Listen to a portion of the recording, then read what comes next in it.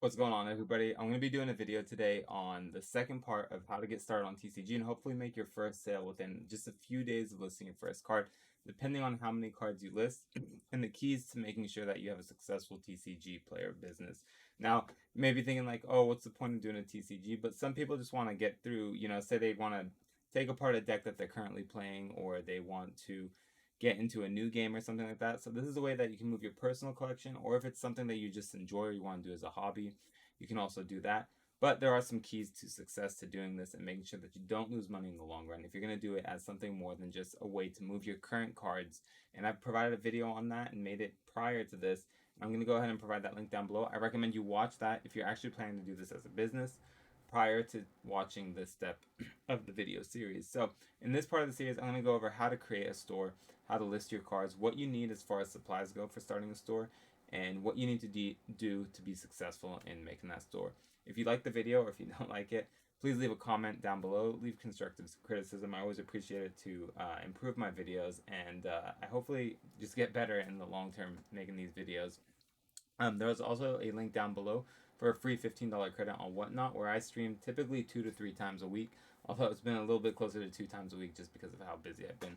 So without any further ado, we're going to get started, and most of the links for most of the stuff I'm about to show is going to be down below. So to start things out, let's just talk about why you may want to sell cards. So like I said, some people may just want to sell cards that they don't currently use anymore for the game they play, and they want to use that capital to potentially buy additional cards for a new deck or something else they want to build, or they're just over the game and they just want to move them on their own. Now, the thing is, you can go sell it to your game store, you can get maybe 50% store credit or even less than that cash, but the best thing to do if you have the time and you are willing to actually learn how to do it is sell on TCG Player. You're going to typically see around anywhere between 82% to 85% back on whatever the card sells for, whatever the TCG low price is. So that's the key. That's why you'd want to probably sell on your own. Obviously, it's a little bit of work. It's going to take a little bit of time out of your day to package orders, but again, that's how you'll make sure you maximize how much money you get out of your personal collection. So without any further ado, like I said, let's go ahead and go over everything we need. So one thing I won't be able to show here on camera is you will need a thermal printer. So a lot of people may think like, well, I can do this without a thermal printer. If you are really going to scale up, I would recommend getting a thermal printer, but you can start out with just using a standard printer. And if you do choose to scale up and you have currently an inkjet printer, I highly recommend going for a laser printer, just because the amount of ink you will be going through once you really ramp things up is gonna it's just going to be astronomical. You're going to be changing inkjets way too often, and it's going to be much better to move to a laser jet printer. That being said, the next couple items you're going to need here are items required for packaging. So you want to look professional. You want to make sure you ship cards in a way that you would expect to get them, and you want to make sure that you can protect them properly. So first things first, I'm going to recommend that you always use team bags. I recommend these because most of the time the cheapest and best way to send a card, if it's under $50 on TCG Player, is through a PWE. Obviously, what PWE stands for is a plain white envelope. So this is your standard plain white envelope here. Obviously, this is not waterproof. Using one of these, if there is rain or something outside and it just gets drenched or falls in water or something like that, it's not going to protect the card. So what a team bag does, or what a team bag is essentially it is just a little resealable bag, which you can flip over here. The top, you pull this tab, and then the top just seals, and the card is protected inside. So that's the first item you're going to need here. I'm going to give you guys the website to buy these in bulk, but I highly recommend just buying a small pack of 100 or 1,000 for a couple bucks. I think it's around 10 bucks for 1,000 just to start out, because if you really choose to ramp things up, then you can go ahead and buy them in a larger quantity to get that bulk pricing. So first things first, you're going to grab some team bags. You're going to want to buy top loaders. Now, top loaders aren't necessarily required, although I highly recommend them if you're sending anything over $20 in value. But what a top loader is it's just your standard top loader for most trading card games. If you're not familiar with them, they're a little hard case here for cards, and you can slip in a sleeved card into the top loader and protect it. These team bags are 3 3/8 by 4 1/4, and they can slip right into this bag perfectly like that. And then the tab will close on it, and it will be sealed and protected within that bag there. I typically slip a business card into this as well, just to help advertise my business and other platforms I'm on. That is not against the policy. You're just not allowed to advertise on the platform itself. But as far as shipping goes, you can always ship items to advertise yourself. So always try to capitalize on any additional avenue you can when you're doing something like this. So you will need a top loader. You're also going to need sleeves. So you will need just your standard penny sleeves. I go with cardboard gold because I buy everything in bulk. Although there are some better deals on Amazon for example, the top loaders that are cheaper than cardboard gold on Amazon.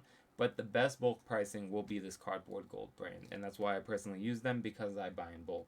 I provided a link for the cheapest I believe 100 count of top loaders on Amazon currently down below, and that is the BCWs. Then you'll need the penny sleeves, and of course, the last couple things you'll need is your plain white envelope. If you're shipping anything under $50, I always use a plain white envelope as tracking is not required through TCG.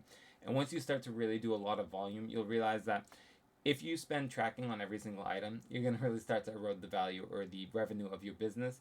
And if you are purchasing at prices such as 70% or even the 60% mark at the $15 cards, it will quickly eat away at the business, and you may actually not be able to succeed as a business spending $4 tracked on every order. Now, for orders that are actually tracked, I actually use these here, which are just your standard yellow bubble mailer. I buy these in bulk in 500 packs on Amazon. I've gone ahead and linked that down below as well as a link to our commercial 10 plain white envelopes, which are the cheapest and best value as the Amazon Basics brand. So that being said, that is the basic gist of it. You'll also need some paper, just standard printer paper, obviously to print your invoices, and of course, you're not going to be able to ship anything in the mail until you buy actual stamps from the post office. Stamps run about 63 cents a stamp is the going rate right now. As of the making of this video, it is currently May 10th of 2023. So things may change. The stamps went up from, they used to be 55 or 53 cents just a year ago. So obviously it shows how quick the price of stamps can change. So that is basically it. I'll do a quick little rundown of what a sealed package would look like here. The links for all these items, like I said, are down below. I just pulled out a bunch of cards here. Here they are. So this is what it would look like. We have a little token card here. You'd slip your card in the sleeve there. You can slip it into the top loader.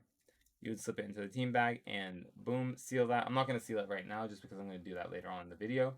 And that's a sealed card ready to be shipped off to your customer, completely protected, and all for the cost of roughly a few pennies, total probably about 10 cents in shipping materials, and then say another 2 cents for your envelope. So great way to protect the cards, great way to make sure your customer is happy with how the card arrives, although it is not the only way, and I will go over a slightly cheaper way if you're just starting out and just moving a few cards which are not too expensive. So that's all done there, explaining the items that you'll need to get started. As I said, I'd highly recommend getting a thermal printer as well as a laser printer for printing out invoices and everything. So next steps of going ahead and starting your business is going to be creating the actual TCG Player store.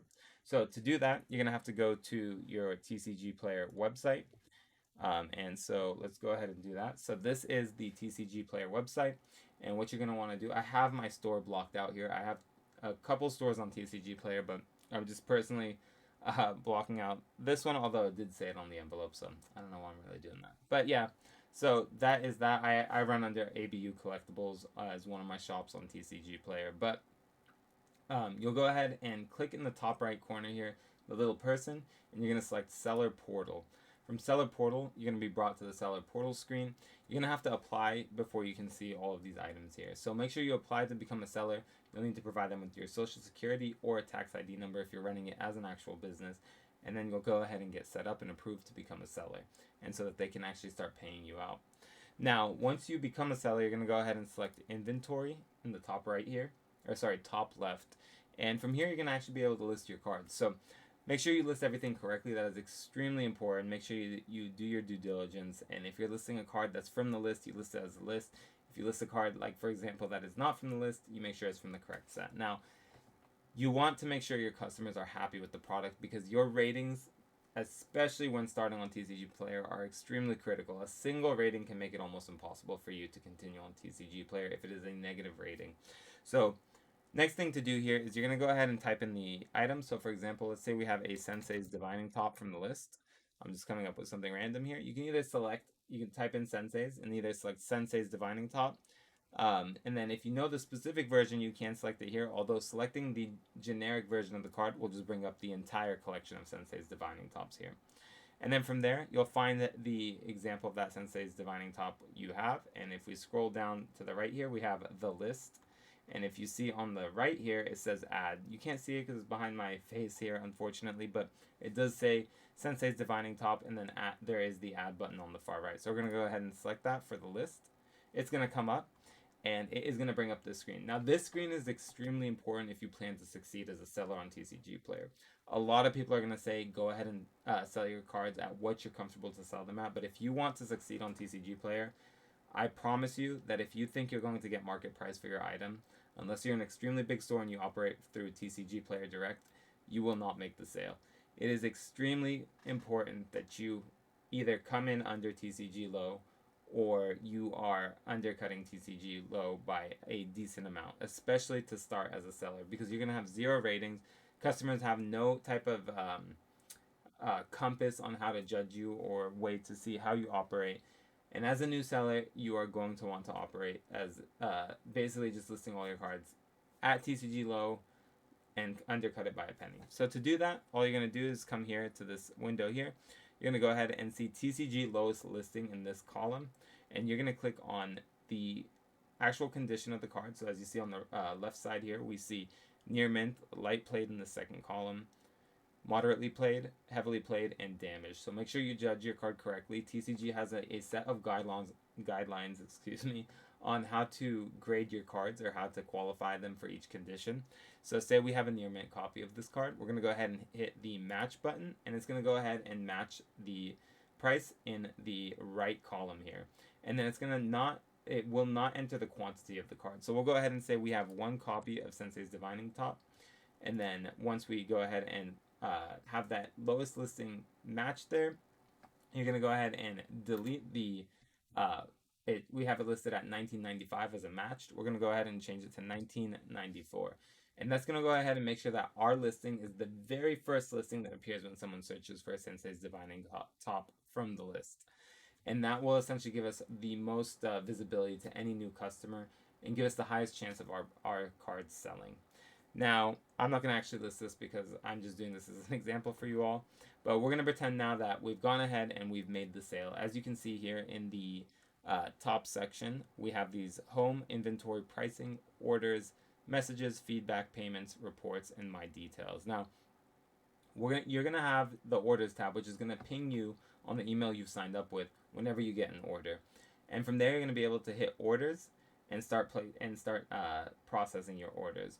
When you process an order, it'll be pretty easy. It's going to go ahead and give you, unfortunately, I will not show that on this video just because I don't want to dox any of my customers. My information is all just through P.O. Box and everything. But I would like to make sure that like I said, protect my customers' privacy. But you will select orders and it'll show you the order, and you can go ahead and click on the button to manage that order.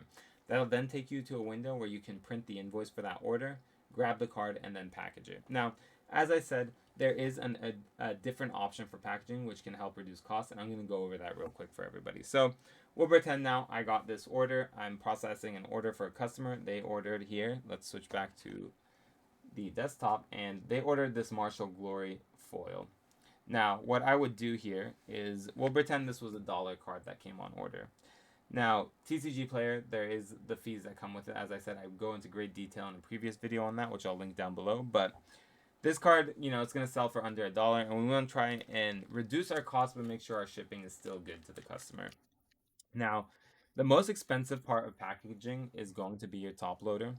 And if you do not want to use a top loader for these extremely lower end, like these cards which come in under $1 essentially, you can, what you can do instead with these penny sleeves, and why I like these penny sleeves in particular, is I actually take the card and I sandwich it between a bunch of other cards. So I'll take 2 cards, 2 cards on the front and 2 on the back, 2 additional, they're basically just bulk cards that I have from additional packs. I'm sure anyone who's in the hobby will have a ton of bulk. And I'll just go ahead and put the card in front of one, and then 2 on the back of that card, and then I will slip them into the sleeve here, just like that. And this itself is rigid enough as long as you write "do not bend" on the envelope, to protect the card completely, and just slip it into the team bag without the top loader. So that's what I'll go ahead and do, and then I'll just go ahead and seal the team bag on the card just like that. Now the reason I put 2 cards on the front and 2 on the back is because no matter what, even if you write non-machinable on your envelope, I promise you that sometimes your envelopes are gonna get machined, even if it says non-machinable. And what the 2 cards on the front and the 2 cards on the back do for you is they protect against any type of marring that may come from the gears or anything that's running the envelopes through the machine. But as far as it goes, it may get a little bit of curving from the machine, but nothing that would actually damage the card. And I've never had a customer come back to me and tell me that a card was damaged because it was shipped this way. I used to only ship this way when I first started off because it is a little bit more time consuming to pull out the bulk and everything. And as you start to grow, you may find that the time saving of just using the top loader is actually much cheaper than actually sitting there and putting cards into a penny sleeve like this to protect against marring. So what we're going to do is pretend like we are just using the top loader. So we'll go ahead and take that Martial Glory. We've pulled it for the inventory, and we're going to go ahead and slip it into a penny sleeve just like that. And then we're going to go ahead and top load this guy right here. Just like that. Tap it on the desk. That's how I usually get it in there. I'll pull this, slip this, and seal it just like that. And now the card is ready for shipment there. And then what I'll typically do is print out the invoice. We'll pretend here that this is our invoice. And what you would do is just go ahead and I fold the invoice just like this. And I place it into the envelope, which typically I have these pre-stamped, seal the envelope, and I'll have the address of the customer put on here. I use the thermal printer to print out the address of the customer and put it right onto the envelope directly from TCGplayer. That's why I prefer a thermal printer, because it actually creates the label for me. The address can never get typed in incorrectly, and then there'll just be a stamp that's applied to that envelope, and it's ready to ship out. Now, if your order is over $50, you will have to ship it using a bubble mailer. And well, you won't have to use a bubble mailer, but you will have to add tracking. So if you add tracking, I highly recommend to use a bubble mailer. It'll help protect the card, and a card of higher value would obviously probably be worth giving it something that protects a little bit better. These bubble mailers run roughly around 30 cents a bubble mailer. And once you grab the card here, you can just go ahead and slip it in. And what you can do is actually get tracking through a company, and this is why you'll need a thermal printer at home, through a company called Pirate Ship. So I highly recommend you make a account with Pirate Ship. I'll provide the link down below. And these are just 6x4 bubble mailers. So all I do is type in 6x4 on the website for the dimensions. I'll select a bubble mailer or polystyrene bag. And I will go ahead and type in the customer's information as well as my saved address, and they'll generate the label for me. I highly, highly, highly recommend you always use Pirate Ship. Do not go to the post office and purchase tracking for items. The cost at the post office is almost double what it'll cost you to just do it at home. And to successfully do this as a business, you will always want to make sure that you are saving where you can. So they'll create the label through Pirate Ship, slap it on. Typically, a card is going to be 3 ounces. Anywhere within the US is going to be maximum $4 and I believe 13 cents, as low as $3.67, depending if the card is getting shipped within your state, outside of your state, across the country, etc. For me, I'm located here in California, as you may have saw from the address on the P.O. box, and those cards will go from California to New York, which is one of the furthest destinations, for a total of $4.17 at most. So just to give you an idea of what a card that costs $50 and up would require for shipping. Now, if you hit that $250 mark for a single order, say someone buys a crypt from you as well as a couple other items, then you'll need to add signature tracking to the order, which you can also do directly through Pirate Ship, and that'll push the tracking cost to about $7 and a few cents there. Excuse me. But yeah, that's it. That's basically how you sell on TCGplayer. Like I said, the key points are just make sure that you are packing, taking your time, and doing what you would expect when you receive the card. Try not to use super beat up top loaders if you can. I'm all for recycling and everything, but especially if you're trying to make first impressions, and you want to make sure the customers are happy, try to use better top loaders and not keep those those beat up top loaders for just keeping things protected in your personal collection if you can. Um, those team bags, they make a world of difference. Customers really appreciate it. And make sure you always list things for low if you want to make sure that your products actually move on TCG Player. And if you follow those key tips right there, essentially, and you make sure you have an inventory of, I would say, at least like 30 to 50 cards, I promise you'll make your first sale within less than a week on TCG Player. If this works for you, let me know down below. I'd really appreciate it. Like, comment, subscribe. It helps push this video to others who may be looking to start a store or start selling on TCG Player, or just who enjoy this hobby in general. Like I said, thank you for watching, and I'll catch you all in the next one.